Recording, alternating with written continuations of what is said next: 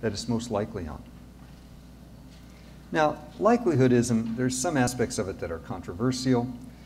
One advantage of it is that in judging evidential strength, you don't have to look at prior probabilities. So in our case, we wouldn't have to look at how likely it is initially that God exists or Christianity is true or naturalism or anything like that.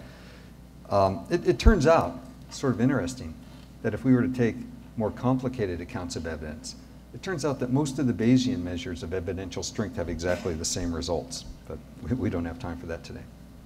So let's first assume the standard view and see what happens. Suppose we're comparing the beliefs of a typical Christian and a typical naturalist. So let's look at the core of these theories. Well, let's let that be austere theism, God exists, and let's let it be God does not exist. Let's let our evidence be that evil exists.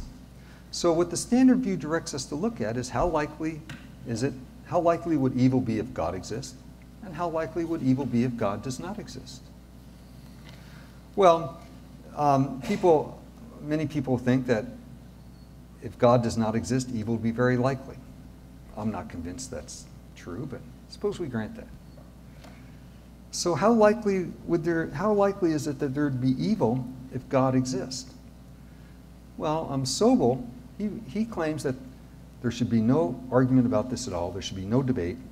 It's just plainly obvious that if God exists, it should be very, very unlikely that there'd be any evil in the world. I'm not convinced at all that's obvious, and I certainly don't think it's beyond debate, but let's grant that for the sake of argument. Well, if so, according to likelihoodism, evil would be stronger evidence for God not existing than for God existing. And then the core assumption would tell us, therefore, evil is stronger evidence for naturalism instead of Christianity. We have a two-stage process. Evil tells us, and the likelihoodism tells us evil is evidence for naturalism, against austere theism, and then the core assumption transfers that back to Christianity. So now, let's see what happens if we reject the core assumption and the probabilistic assumption. So instead of looking at austere theism, let's look at a fuller expression of what a typical religious person believes. Well, traditionally, theists have held that there's an epistemic distance between God and us humans. Given the vast difference between God's minds and our minds, we shouldn't expect to be able to understand God's reasons for permitting evil. So on this view, God has a good reason for permitting evil, but it's incomprehensible to us. So let's just take this to be the core of theism. God has a good reason for permitting evil. It's incomprehensible to us, and there's lots of evils out there, whatever. Okay. Now, what should we take to be our evidence?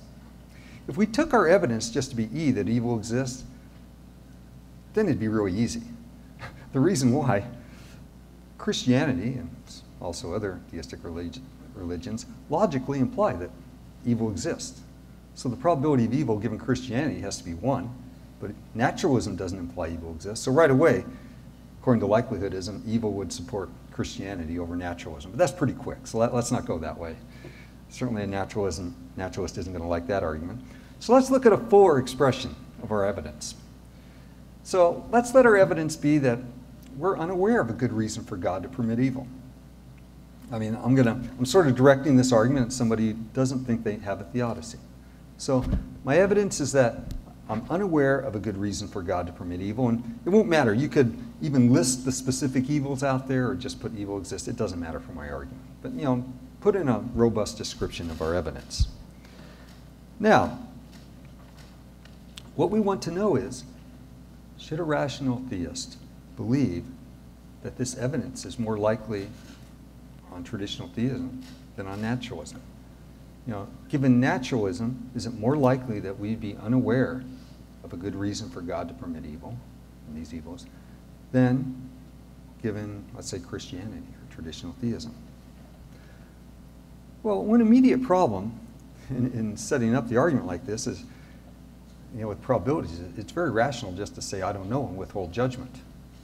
If you do that, you're not going to get any evidential argument from evil.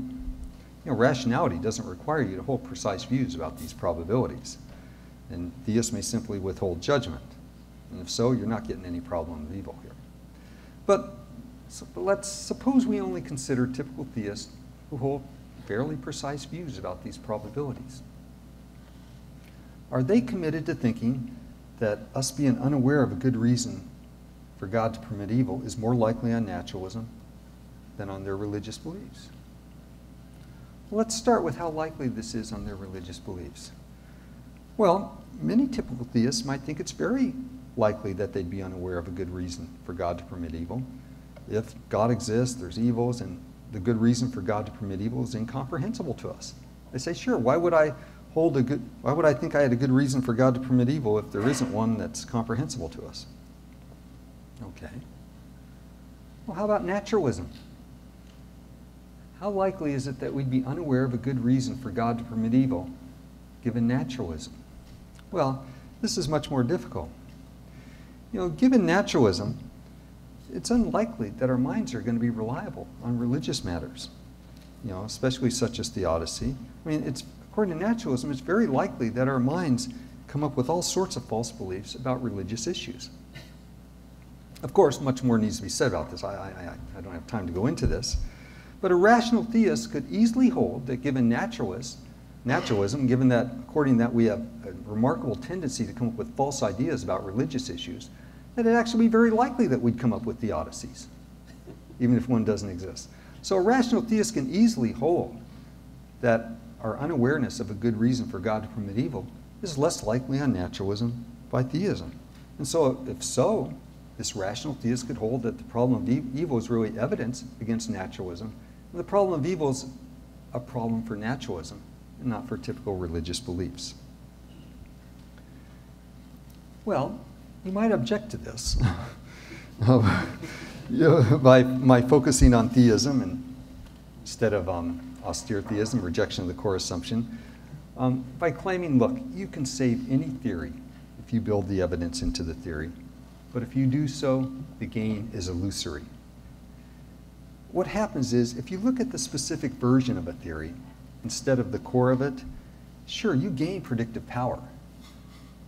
But the problem is, you've gained that at the expense of lowering the probability of the theory. Some hypothesis may account for some evidence better than the core, but the hypothesis is much less probable than the core. So I looked at how Christianity could handle facts about evil much better than austere theism could. But the problem is Christianity is less probable than austere theism. So you might argue against my position by saying nothing's gained by doing this. What you gain in predictive power by looking at the hypothesis itself or by Christianity itself is lost because you've lowered the prior probability, and both are important to what is rational to believe. Well, a lot could be said about that. But I think the objection is basically mistaken, and I'm going to give just one argument. And the reason why is it would lead us to reject many of our currently accepted scientific theories. In science, when we come up with a theory, there's often a constant involved. We often have theories that have a constant, but the theory doesn't tell us what the constant is. There's a hole in the theory. And so you have many specific versions of the theory corresponding to all the different possible values of the constant.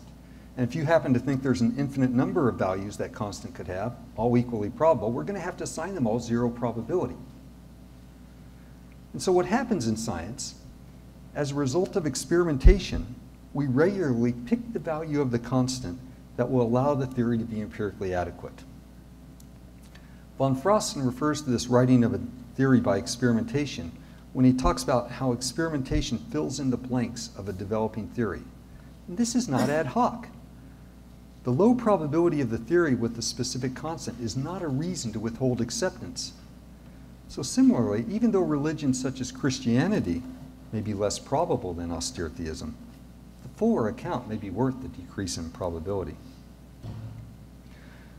So what I've been doing is arguing that, sure, we can grant that maybe evil is less likely on austere theism than it is if God does not exist.